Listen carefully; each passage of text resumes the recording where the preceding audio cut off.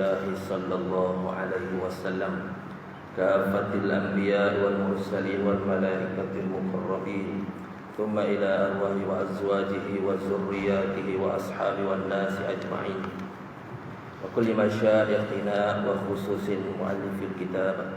الفاتحة.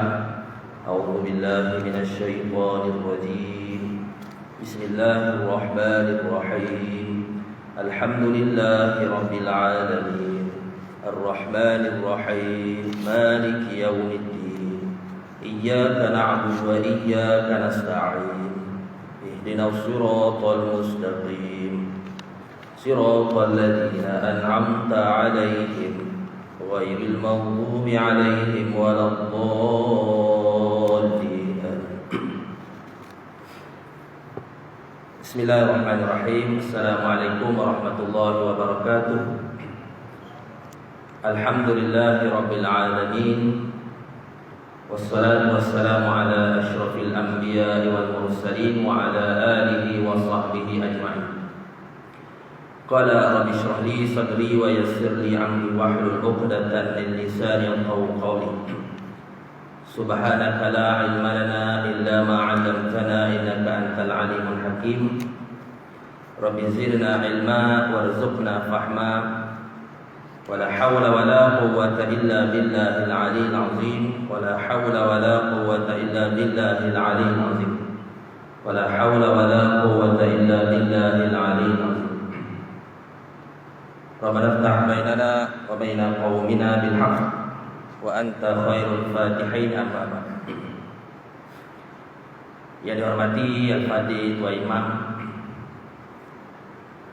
pengurusi masjid, ahli jawatan kuasa, pegawai-pegawai masjid, pimpinan masyarakat setempat, khususnya tuan-tuan guru, para alim ulama, para ustaz, para ustazah, sidang jemaah muslimin muslimat yang dirahmati oleh Allah Subhanahu wa taala sekalian.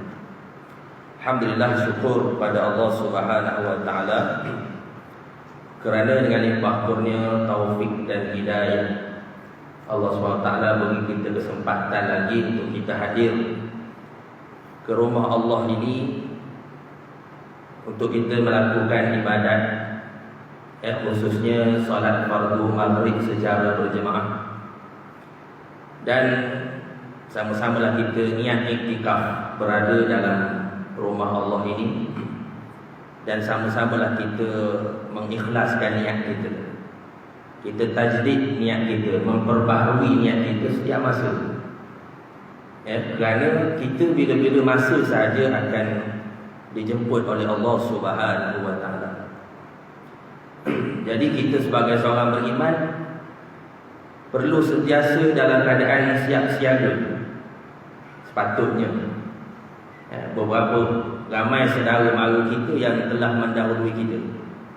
Mereka dah mendahului kita dan mereka ada perancangan semasa hidup mereka. Boleh jadi semalam telah meninggalkan kita dalam grup WhatsApp. Saudara kita, warga kita, sepupu kita, pok saudara pergi awal meninggalkan kita. Jadi mereka pun ada perancangan. Dia pun tak sangka dia akan mati. Dia dah merancang, dah ada plan 10 tahun lepas. Mana yang simpan duit tu dia simpan awal dah. Bila kita tanya dia apa, untuk apa simpan? Untuk simpan yang hari tua.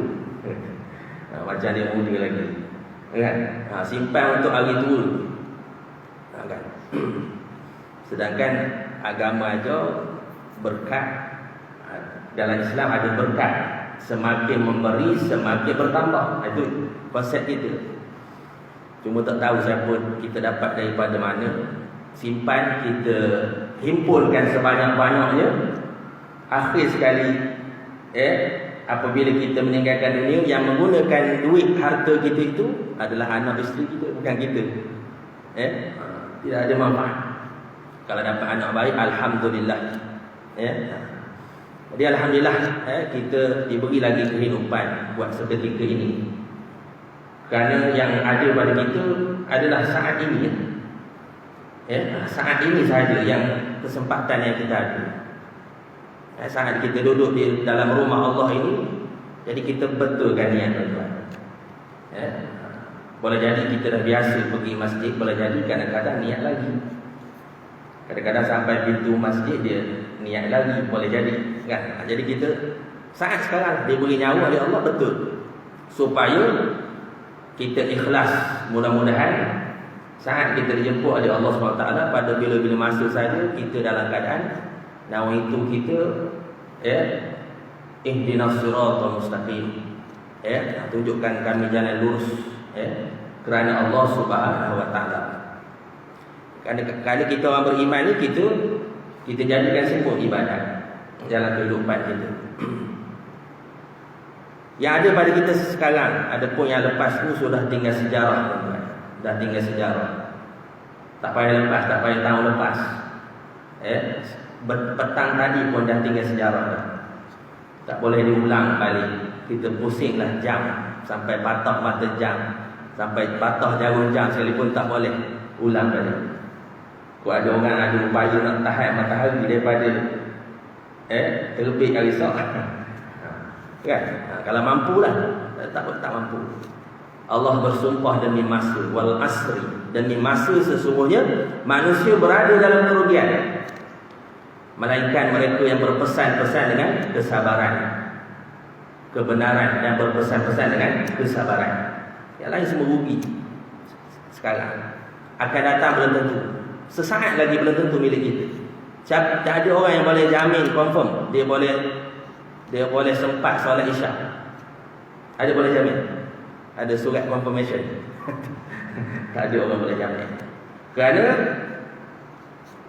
sempadan kita dengan alam akhirat, sempadan kita dengan permulaan akhirat, iaitu barzakh. Alam barzakh hanyalah satu helaan nafas saja. Maknanya setiap kali kita tarik nafas, kita lepas nafas, alhamdulillah Allah izinkan nafas bernafas lagi. Setiap kali kita lepaskan nafas, Allah izinkan kita tarik nafas, alhamdulillah kita masih hidup lagi. Bagi orang yang arif billah, orang yang kenal akan Allah SWT, dia sentiasa bersedih. Adapun yang sempurna Allah sahaja. Kita ni bersifat, saya lihat ada pengajian tauhid kan. Makhluk ni bersifat fana dan baharu. Apa maksud fana? Fana tu kita lihat flashback ke belakang. Maksudnya makin lama makin jauh. Makin lama makin jauh. Kita pun dah tua sekarang. Kalau sebut tua marah pula. Sebut lama lah. Kita pun dah lama dah hidup. Kan? Jadi kita flashback belakang. Kalau kita bawa kereta, tengok cermin belakang makin jauh. Adapun kita lihat cermin depan, makin dekat destinasi kita. Sekali-sekali kena tengok cermin belakang juga. Jangan asyik tengok cermin depan saja. Kena tengok cermin belakang sebagai pengajaran untuk kita berjalan perjalanan seterusnya. Itu bila belakang tu istilahnya fana lah. Fana, binasa. Adapun ke depan tu dia panggil baharu. Dulu ngaji tauhid, apa baharu tu? Johor Baru ke? Baharu tu itulah. Kita ni sentiasa baharu. Adapun Allah SWT huwal awwal wal akhir. Allah lah yang awal, Allah lah yang akhir. Waz zahiru wal batin. Allah lah yang zahir, Allah yang batin. Wa yabqa wajhu rabbika dzul jalali wal ikram. Dan kekallah wajah Tuhan al-jalal wal ikram. Sampai hancur kiamat semua Allah Ta'ala kekal. Jadi kita orang beriman bila disebut tajuk macam ni, memang orang kata tu apa, goreng macam orang pisah panas tanda kiamat. Tapi sebenarnya kita tak sedar. Kita sentiasa berdepan dengan kiamat bagi diri kita masing-masing. Patut kita lebih takut bagaimana persediaan kita selepas pada mati. Nak mati pun mati, tak nak mati pun mati. Nak gecor sampai mati, tak mahu lalu mati pun mati dulu. Apa keadaan sekalipun akan mati. Ada corona apa mati, tak ada corona apa mati. Tak ada covid pun ramai yang mati. Yang mati atas kursi malah pun ramai. Yang mati di Lembuh Raya pun ramai. Apa keadaan pun sekali mati. Ada COVID pun mati. Tapi ada orang takut COVID sangat. Terlampau takut. Sehingga kan mengatakan perkara itu memberi bekas lebih daripada Allah Subhanahu Wa Taala. Patut kita kena jaga yang tu. Kita kena jaga keyakinan kita. Jangan kita letakkan keyakinan yang menghidup, yang memati itu pada makhluk. Muktamad kita menyerahkan kepada Allah. Menghidup, memati, memberi manfaat, mudarat hanya kepada Allah Subhanahu Wa Taala. Adapun COVID asbab, ramai lagi orang mati, ada yang mati berbagai keadaan. Tapi tak boleh serah semata, kita kena ikhtiar.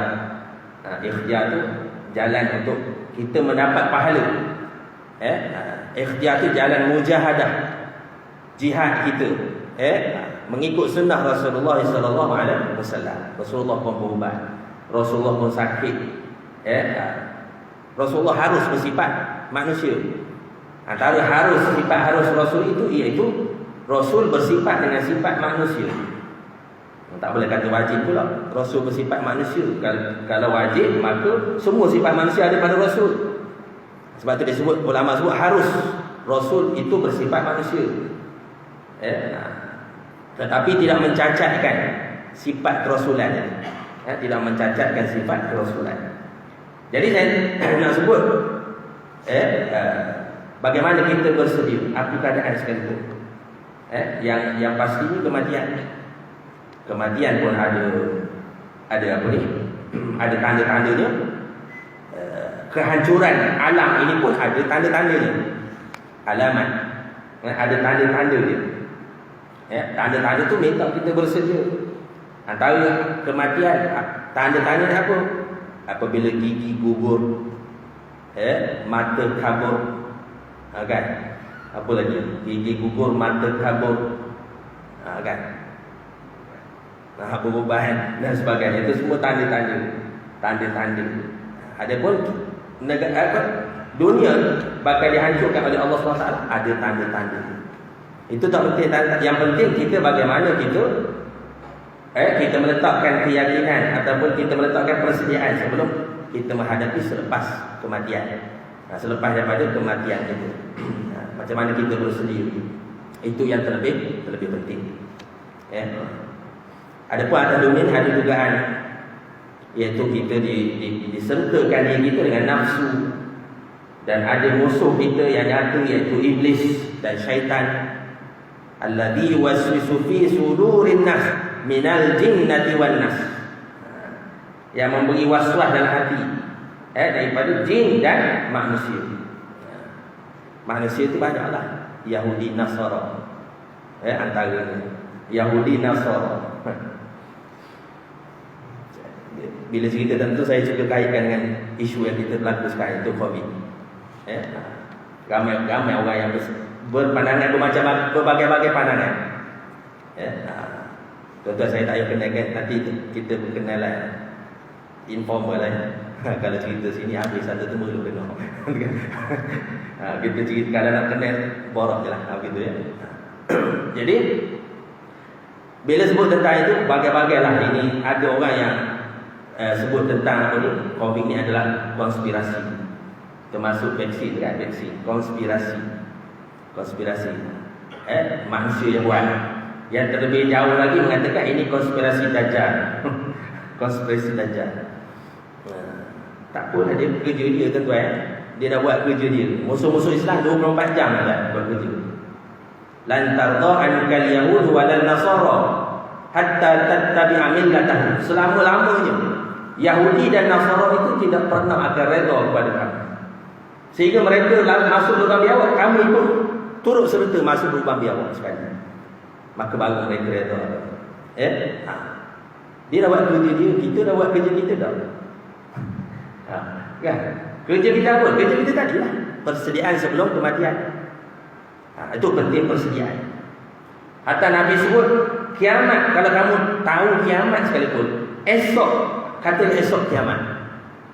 Tapi masalah tak tahu. Nabi sendiri pun tak tahu tanda-tanda kiamat. Hanya Nabi sebut alamat saja. Tidak tahu bila tarikh. Yang tahu hari Jumaat lah. Bila berlaku kiamat hari Jumaat, bila tarikhnya hari Jumaat. Jumaat minggu berapa? Jumaat. Bulan ke berapa? Jumaat. Gitu lah. Kan? Bila tanda sebab tu orang yang paling takut kalau kita tahu tiap-tiap Jumaat Syairul Ayyam disebut juga, dan tarikh akan berlaku kiamat. Maknanya hari akan berlaku kiamat. Semua makhluk-makhluk di pagi Jumaat itu semua takut kepada Allah Subhanahu Wa Taala. Bimbang-bimbang berlakunya kiamat. Kan?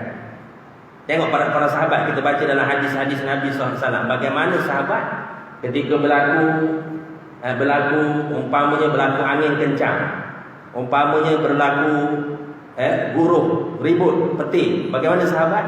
Mereka takut. Nabi pucat, sahabat pucat mukanya, lari ke masjid. Minta ampun pada Allah Subhanahu Wa Taala. Kita dah sepanjang saya hidup lah, saya ni tak tua sangat, tak muda sangat, 37 tahun. Muda ke tua ke wallahualam. 37 tahun kan. Sepanjang saya hidup saya tak, wallahualam, tuan-tuan pernah melalui puting beliau dah ada tak kat Malaysia? Sepanjang saya hidup saya tak pernah. Kecuali puting beliau yang ada dekat Lebu-Lebu tu ada kecil tu. Tapi yang sebesar yang baru ni berlaku di Kuantan tu tak pernah. Tak pernah kan. Jadi apa perasaan kita? Patutnya kita kena ada seumpama sahabat. Sahabat Nabi SAW apabila disebut tentang akhirat bertambah. Bertambah keimanan dia, bertambah keyakinan dia, bertambah ibadat persediaan dia. Kita cerita konspirasi Dajjal. Yang cerita tu dia tak datang masjid pun, duduk jadi keyboard warrior di Facebook kan. Ini konspirasi. Yang marah masjid tutup hari tu pun, masa masjid buka dia pun tak datang. Masa masjid tutup dia marah. Bukan semula kan. Jadi kita pun kita marah. Kita ada dalam hati kita tu rasa sedih tak dapat datang masjid. Tapi sedih kita tu ada sabar kan. Sedih kita tu dengan ilmu. Sebab apa tak boleh datang masjid? Sebab menjaga maslahah, mafsadah dia, apa maslahah dia, apa kebaikan, apa keburukan dia. Ada kata kita datang darurat, musibah dan sebagainya. Kita datang pun dengan ilmu, kita tak datang pun dengan ilmu. Tenang hati. Adapun itu sebaliknya. Jadi Nabi sebut walaupun esok berlaku kiamat sekalipun, andai kata ketika itu di tangan kamu ada sebiji tamar, disebut ada sebiji tamar, maka kamu tanam. Esok, contoh esok berlaku kiamat, ada suara daripada langit mengatakan kiamat esok, semua sedia standby kan. Esok kita nak hancurkanlah, andai katalah ketika itu ada di tangan kamu sebiji tamar, benih tamar tu kamu tanam. Walaupun pada adat dia tak hidup, dia kena siram, tumbuh tunas, tumbuh batang kan, baru hidup pada adatnya. Tapi Allah boleh hidupkan itu. Tapi keyakinan maknanya itu dia cerita persediaan. Persediaan. Dan sedekahlah walaupun kamu ada sebiji tamar, sebelah tamar, sedekah walau kamu sedekah dengan sebelah tamar. Itu maknanya selamatkan diri kamu daripada api neraka. Walaupun kamu hanya sedekah dengan sebiji tamar. Maksudnya ada sebiji tamar, sedekah sebelah. Sebiji tamar, sebiji itu yang ada, maka sedekah sebelah. Selamatkan diri kamu daripada azab api neraka. Kan? Bukan ada 20 tamar, sebelah tamar itu sedekah. Itu tak betul. Pandangan itu salah. Tamar ada berapa? Ada 20 kilo tamar. Sedekah apa? Sebelah ya. Itu kedekut. Bukan apa ni, sedekah nak kedekut namanya. Ya. Itu Nabi SAW nak cerita buat persediaan. Jadi keyakinan kita menyebabkan bertambah iman kita kepada Allah SWT. Dan alhamdulillah Allah SWT menjadikan kita berada dalam iman dan Islam. Kerana dengan iman dan Islam sahaja yang akan menyelamatkan kita di dunia dan di akhirat. Kerana di akhirat tidak ada erti lagi. harta, pangkat, pengaruh kita, anak penak kita tidak ada erti lagi, melainkan yang kita akan bawa adalah amalan. Amalan yang kita jadikan, kita tukar amalan itu daripada amalan dunia kepada akhirat. Mata benda dunia kepada akhirat, benda duniawi kepada ukhrawi. Sama ada ibadat itu ibadat khusus ataupun ibadat umum. Hatta mengalih ganting di tengah perjalanan, orang ramai pun dikira sedekah ibadat. Itu buat persediaan. Jadi persediaan kita sebelum kita dijemput oleh Allah SWT. Sebab itulah setiap nafas tu zikir, ingat kepada Allah SWT. Jadi Allah SWT berfirman di dalam Al-Quran, A'udzubillahi minasyaitonir rajim, ya ayyuhalladzina amanu taqullaha haqqa tuqatih wa la tamutunna illa wa antum muslimun. Ini tiap-tiap Jumaat tu khatib baca. Wahai orang-orang yang beriman, bertakwalah kepada Allah dengan sebenar-benar takwa, dan jangan sekali-kali kamu meninggal dunia melainkan dalam keadaan kamu Islam. Wala tamutunna illa wa antum muslimun. Jangan kamu mati melainkan dalam keadaan kamu kufur kepada Allah SWT. Ini yang kita kena bimbang. Soal akidah, soal keimanan. Jadi iman macam mana kita dapat iman? Jadi kiamat tidak akan berlaku selagi mana ada orang beriman. La taqumu sa'ah, tidak akan berlaku kiamat selagi mana ada lagi orang menyebut Allah, Allah, Allah. Ada lagi orang menyebut nama Allah, Allah, Allah. Yang mudah-mudahan lambat lagi lah kiamat ke kiamat. Tapi sahabat ni bagaimana takut dia. Sahabat ni bagaimana takut. Antaranya Sayyidina Umar bin Khattab radhiyallahu anhu, apabila dia ceritakan tentang neraka, Sayyidina Umar pengsan. Kita agak apa macam mana? Kita bila sebut neraka macam mana tak rasa macam tengok bola je kan. cerita neraka, macam tengok bola je rasa. Macam Liverpool lawan MU je rasa. Tak rasa apa pun. Bila orang sebut nikmat iman dan Islam kan. Ustaz selalu ceramah, nikmat iman dan Islam. Apa kita rasa? Nikmat iman dan Islam. Kita rasa macam mana? Kita rasa sama satu level iman kita tu dengan nikmat iman kita tu dan Islam tu dengan rumah kita, dengan kereta kenderaan kita, dengan harta kita, adakah sama level? Kan sahabat-sahabat dia jaga iman. Sebab iman ni jaga, sebab tu jangan mati dalam keadaan kamu kufur kepada Allah Subhanahu Wa Taala. Jadi persoalan kita tak perlu takut, itu balik pada COVID tadi. Tak perlu takut, itu memang kerja dia. Dia 24 jam kerja sehari, 24 jam sehari. Dalilnya apa? Dalilnya dengan antaranya melalui televisyen, tengok TV. Ada drama maghrib ni, ada drama, ramai tak datang masjid. Duduk di hadapan TV. Macam-macam lah drama tu. Akasia lah, bunga okey lah, bunga raya lah, bunga macam-macam. Sini tajuk drama bunga belaka. Akasia, okey, macam-macam kan. Jadi dengan sebab itu tak sampai ke masjid, berjaya jarum Yahudi masuk. Tak payah tunggu COVID tuan-tuan. Hari-hari dia buat kerja. Persoalan kita kena tanya kita tu. Mati pun mati, tak mati pun mati. Apa jalan pun kita akan mati. Nampak? Mana yang penting iman kita. Yang penting iman kita. Tanya iman kita. Macam mana kita iman kita dalam menghadapi ujian. Ramai orang yang lebur ataupun dipercaya iman dia.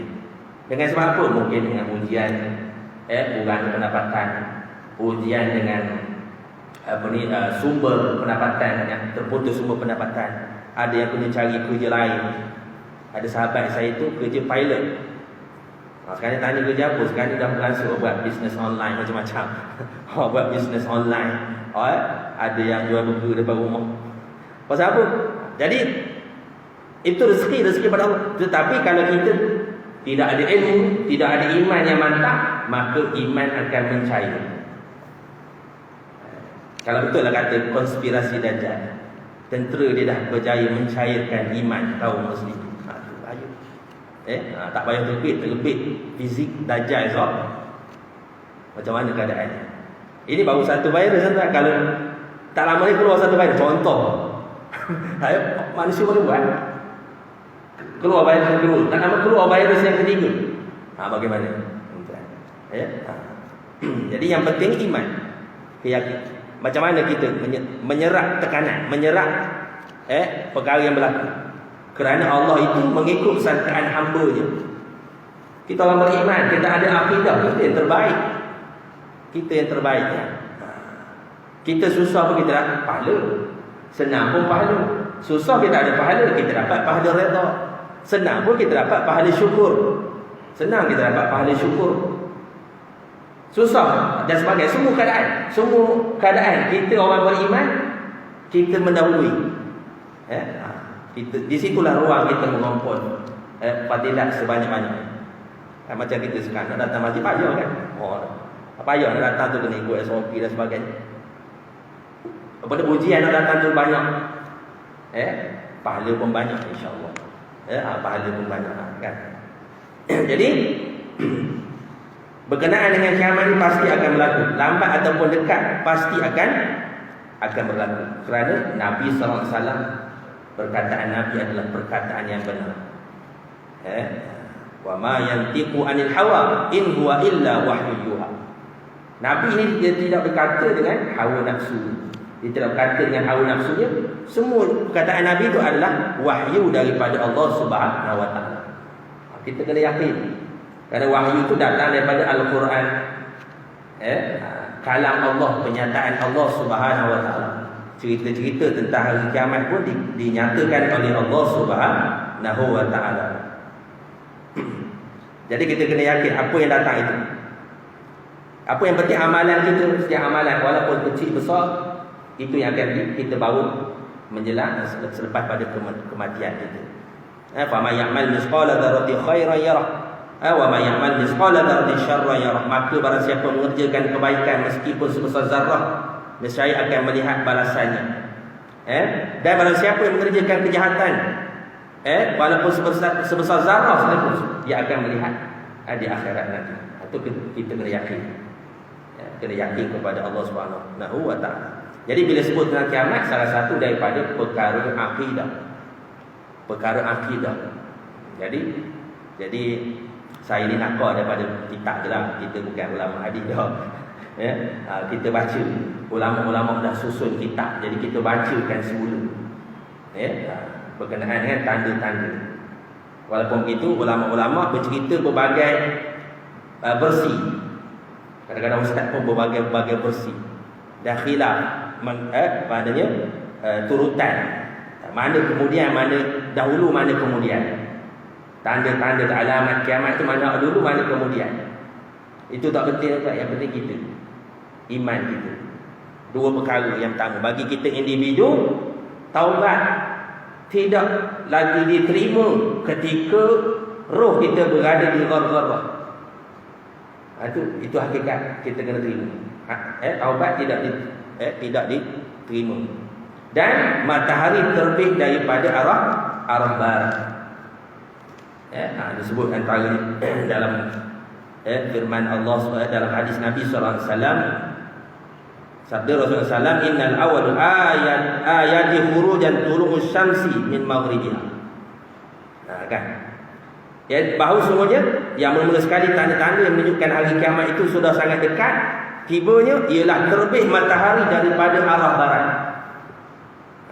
Jadi sama je ulama-ulama sebut mati, suasana kiamat dengan kematian kita sama saja. Mabuk dia sama, mati ni mabuk kan? Mati ni mabuk. Bila kita mati, masa itulah kita mencari masa itulah iman. Kita doa samakan Allah makhtin lana bi husnil khatimah wa la takhtin alaina bi su'il khatimah.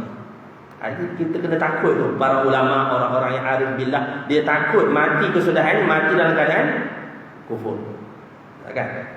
Kita tak. Mati ni adalah Mati ulama sebut sama.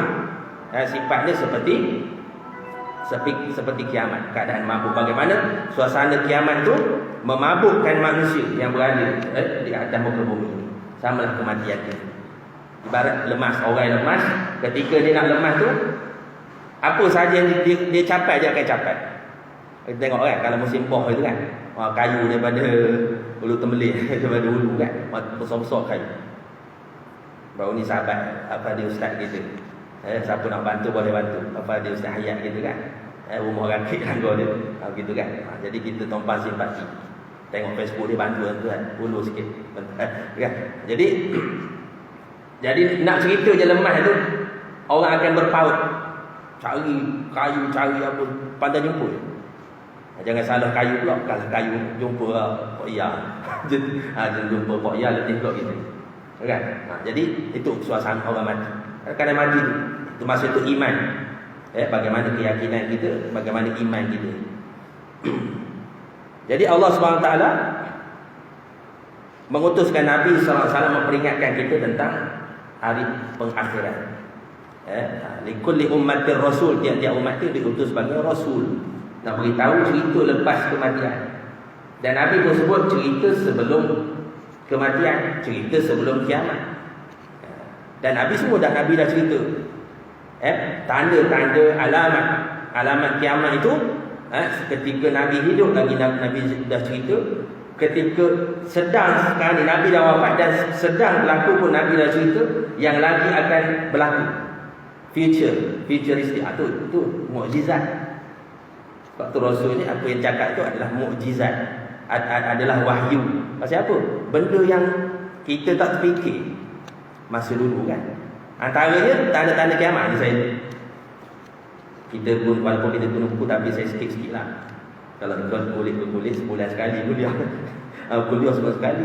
Jadi bila nak dapat sekurang-kurang kita ambil poin-poin lah.